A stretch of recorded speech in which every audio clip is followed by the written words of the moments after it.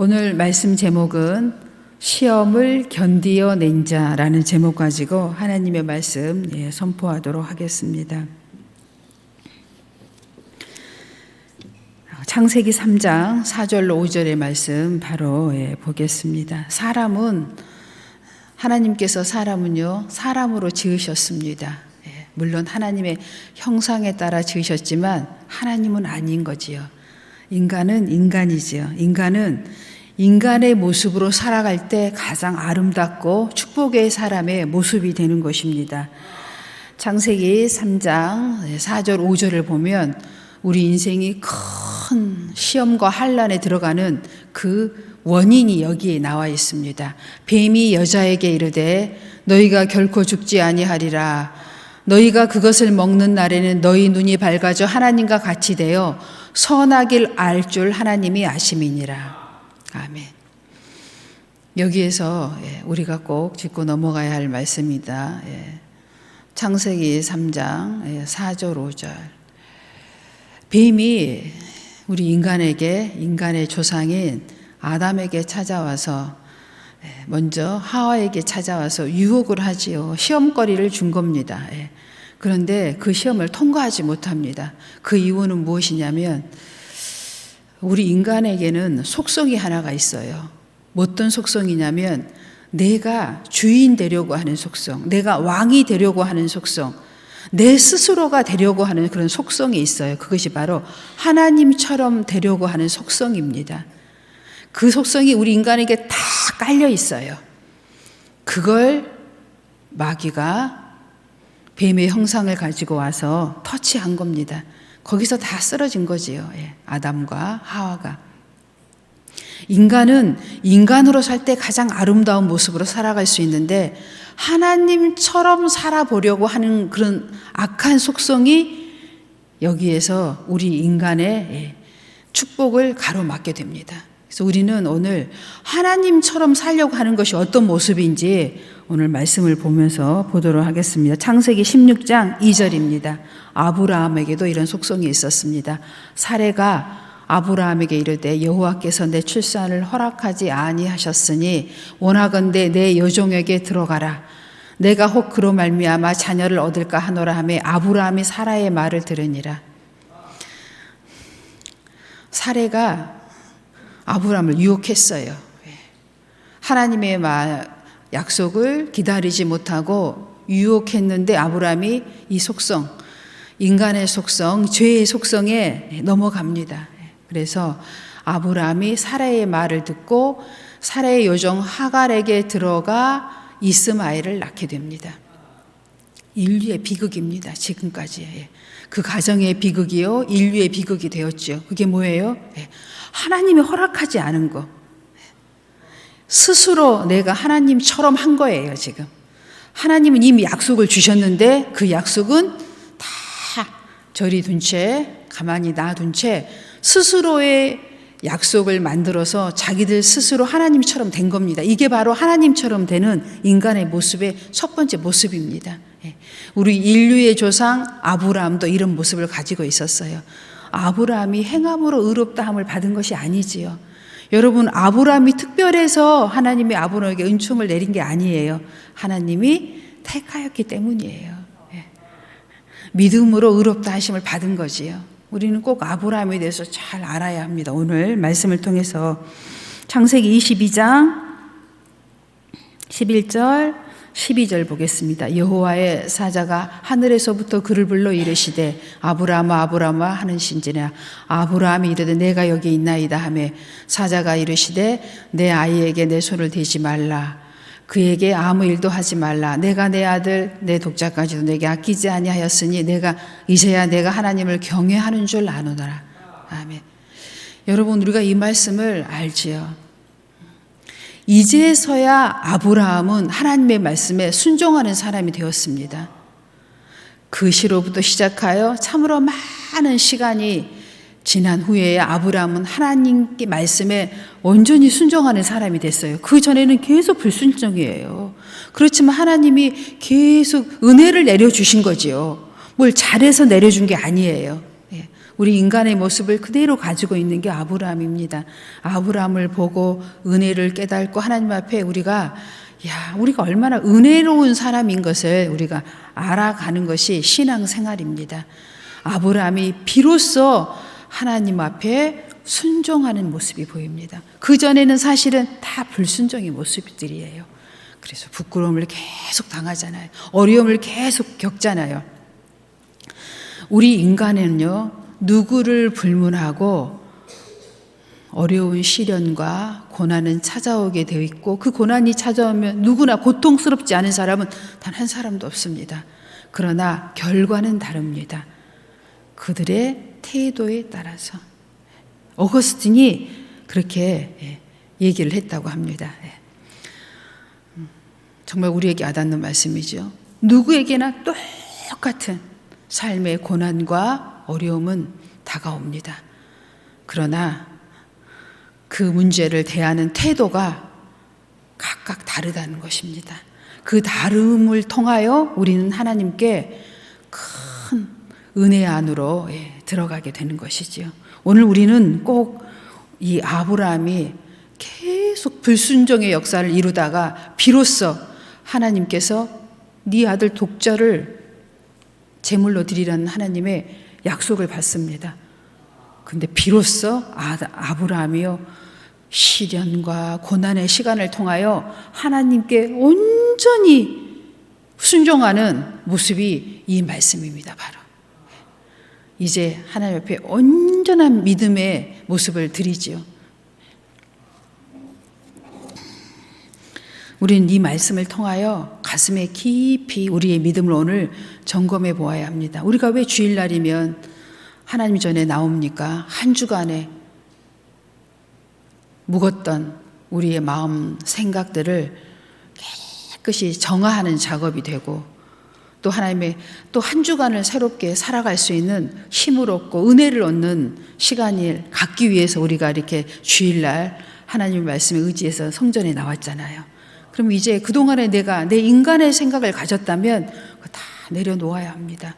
그건 우리를 고난으로, 고통의 시간으로 계속 몰아넣게 되어 있습니다.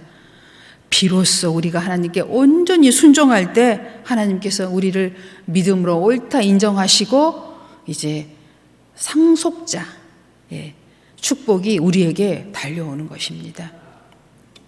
그 다음 말씀 사무엘상 15장 말씀 보겠습니다. 우리는 아브라함을 보았고 오늘 또 사무엘상 사울과 사무엘의 관계를 통해서 또 왜 사울은 하나님께 버림받은 왕이 되었는가 말씀을 보겠습니다. 사울은 원래 준수한 외모를 가졌고 시작에는 참 좋은 왕이었습니다. 그러나 하나님께서 사울에게 약속을 하나 줍니다. 15장에 보면 어떤 약속을 주냐면 아말렉과의 전쟁을 허락해요. 아말렉을 쳐라. 그리고 너희는 승리하게 될 것이고 그 왕과 그 가지고 있는 모든 재물들을 다 죽여버릴 것을 하나님께서 약속으로 사울에게 줍니다. 그런데 사울은 거기에 순종하지 못해요. 눈으로 보기에 좋은 것들을 다 살려줍니다. 왕도 살리고 양과 소와 살진 염소도 다 살려주고 보잘것없는 것만 죽이고 돌아오는 길에 사무엘을 만나게 됩니다. 하나님께서 진노하시죠. 진노하신 이유를 보겠습니다. 22장 사무엘이 이르되 여호와께서 번제와 다른 제사를 그의 목소리를 청종하는 것을 좋아하심 같이 좋아하시겠나이까. 순종이 제사보다 낫고 듣는 것이 수양의 기름보다 나으니 이는 거역하는 것은 점치는 죄와 같고 완고한 것은 사신 우상에게 절하는 죄와 같음이라. 왕이 여호와의 말씀을 버렸으므로 여호와께서도 왕을 버려 왕이 되지 못하게 하셨나이다 하니. 아멘. 뭐 이 정도 가지고 라고 여러분은 생각하실 수 있지만 하나님의 말씀은 그렇지가 않아요. 하나님이 여기까지 사울을 인도하시고 앞으로 사울을 인도하는 계획 안에 있는 엄청난 사건입니다. 이건 우리는 하나님의 말씀을 쉽게 거역할 때가 있어요. 뭐 이 정도는 하나님 봐주시겠지, 이런 마음이 우리 안에 허다합니다. 그런데 이게 어느 정도의 죄냐면 우상에게 절하고 하나님 여호와를 말씀을 버리는 것은 우상을 따르는 거하고 똑같다는 말씀이에요. 우리 23절 말씀 다시 한번 보겠습니다. 23절, 이는 거역하는 것은 점치는 죄와 같고 완고한 것은 사신 우상에게 절하는 죄와 같음이라. 여러분, 하나님의 말씀을 거역하는 것은, 하나님이 우리에게 약속을 주셨잖아요. 이 약속을 거역하는 것은 이거하고 같다는 거예요. 점치는 것과 같고 우상을 숭배하는 것과 같다는 거예요. 우리가 오늘 하나님 말씀을 깊이 마음에 새겨야 돼요. 정말 하나님의 우리에게 약속을 주실 때는 하나님께서도 어마어마한 계획을 가지고 계셔요. 우리를 축복하시려는. 근데 그 계획을 우리 스스로가 거역하는 것이 되는 것이지요.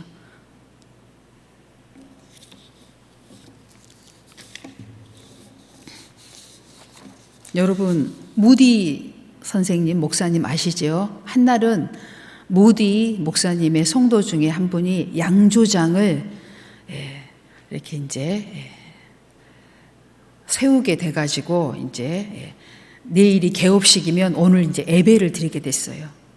여러 훌륭하신 분들을 다 초청하고 그리고 목사님도 초청했습니다. 갔는데 이제 모든 사람들이 이제 예배를 다 인도하고 이제 하는데 모두 다 그 양조장 사장님을 축복하고 양조장을 축복했어요. 그런데 무디 목사님은 이제 마지막으로 축도를 하시기 위해 올라가셨습니다. 무디 목사님 하나님께 이렇게 기도를 했습니다. 이 양조장이 망하게 해주시고 하나님 앞에 바른 길로 바른 기업을 세울 수 있도록 축복해 달라고.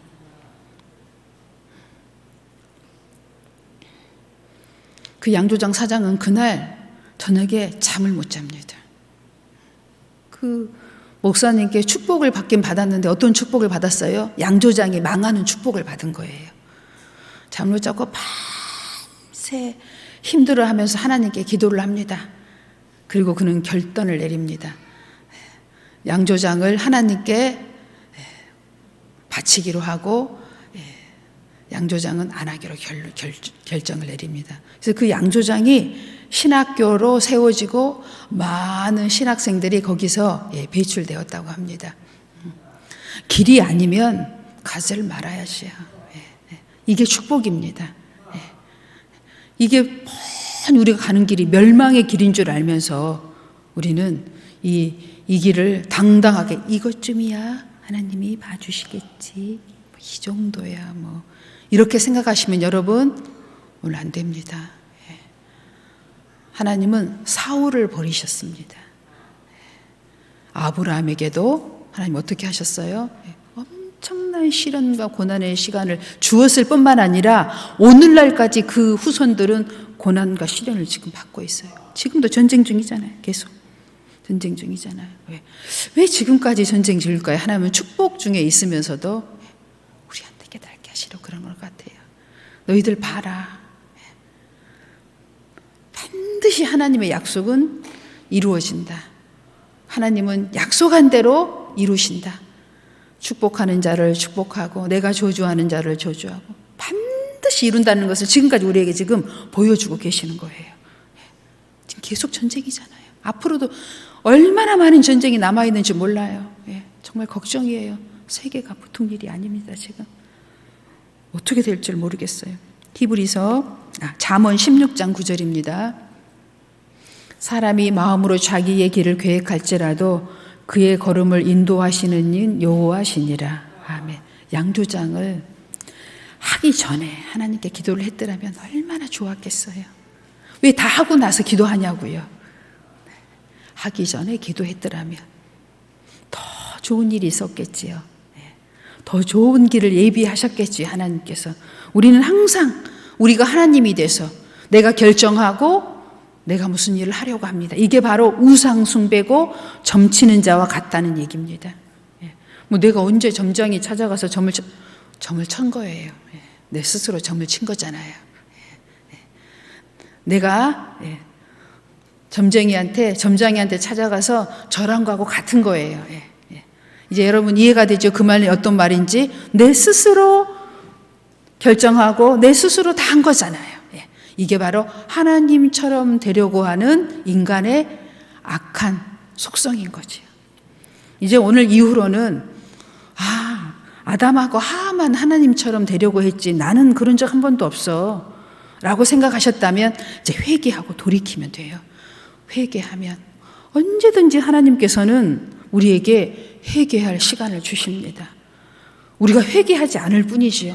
근데 우리가 회개하면요, 하나님은 모든 재앙에서 우리를 돌이켜 주십니다. 이게 하나님이세요. 우리는 회개해야 됩니다.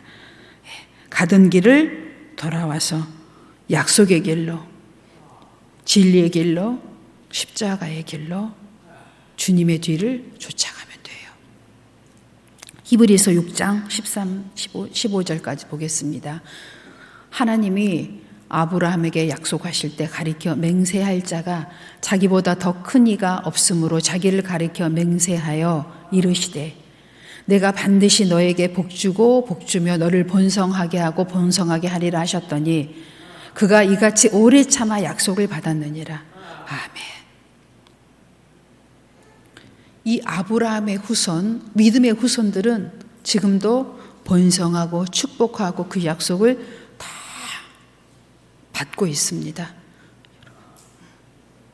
그러나 믿음으로써 이것을 받지 못한 자는 율법 아래 갇혀 있는 거죠. 율법 아래 갇혀 있는 건 어때요? 사망의 권세 아래 갇혀 있는 것과 같아요. 여러분, 믿음으로써 우리에게 주신 하나님의 약속을 이루시는 여러분 되시기 바랍니다.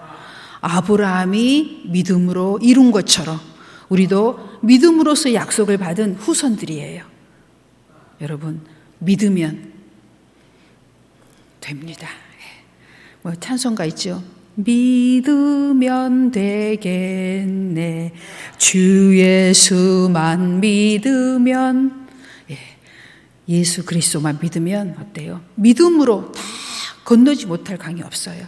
여러분, 믿음의 원칙은 우리 로마서의 4장에 나와 있죠. 무에서 유를 창조하는 것이 믿음의 세계입니다. 없는 것을 있는 것처럼 바라보고 가는 것이 믿음의 세계예요. 여러분, 이 말씀 붙들어야 합니다. 바랄 수 없는 중에 바라는 것이 믿음의 후손들의 약속받은 거예요. 축복입니다.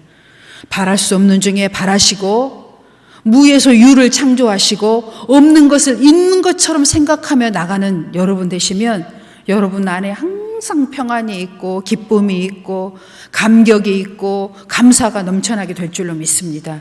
한 주간도 여러분 하나님 앞에 돌이키지 못한 것들이 있었다면 돌이키시고 오늘 아브라함, 우리 믿음의 조상 아브라함에게 주신 믿음의 후손처럼 우리는 믿음으로 우리는 약속을 받은 언약의 자손들이에요. 여러분, 예수 그리스도의 언약을 믿으십시오. 믿고 평안을 누리시는 여러분 되시기 바랍니다. 예수님께서 채찍에 맞으심으로 나음을 얻었도다. 저희도 목사님들 모임에 나가면 참 안타깝지만요, 60 이렇게 넘으신 목사님들이 많이 있잖아요. 옛날엔 저희가 제일 젊었는데 지금은 또 저희보다 젊은 목사님도 계시더라고요. 약을 안 드시는 목사님들이 거의 없다시피 해요. 고혈압 약 반쪽 먹는다. 당뇨약 반쪽 하루에 먹는다. 그걸 그 정도는 자랑으로 여기세요. 나는 그 고지혈증 약 반쪽 막 먹는다. 이렇게 막 자랑하세요. 남들은 한 주먹 먹는데. 그런 시대예요, 저희들이. 여러분, 약 안 드셔도 이거 다 이 정도의 질병은 우리의 생활 습관만 바뀌면 다 치료되는 병입니다. 여러분 아시죠?